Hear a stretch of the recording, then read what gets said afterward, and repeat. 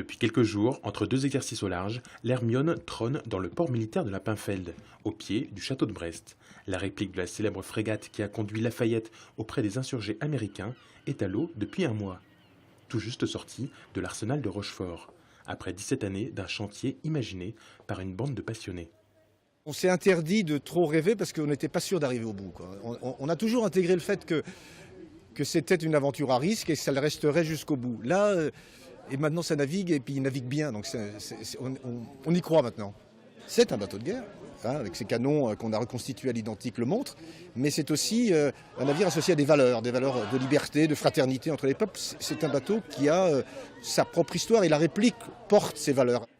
3 mâts, 66 mètres de long, des centaines de cordes, à quelques détails près, de sécurité et de confort, cette nouvelle Hermione a été refaite à l'identique, 240 ans plus tard. Et pour naviguer, il y a à bord 73 membres d'équipage, dont 54 jeunes volontaires, parmi les 160 qui viennent à tour de rôle se former à la navigation du XVIIIe siècle. C'est l'un des navires les plus complexes au monde à manœuvrer. C'est très physique, tout se fait à la main. Il y a beaucoup de manœuvres où il faut 15 à 18 personnes pour pouvoir exercer, pour hisser les grands huniers par exemple ou les petits huniers. C'est un travail harassant, c'est long, c'est physique. Monter, prendre des ris dans la mâture de nuit avec du vent, c'est 2 heures de travail là-haut à 45 mètres de haut. Il faut être très courageux. Symbole de la victoire pour l'indépendance des États-Unis, l'Hermione partira de son port d'attache Rochefort en mai 2015 pour l'autre côté de l'Atlantique.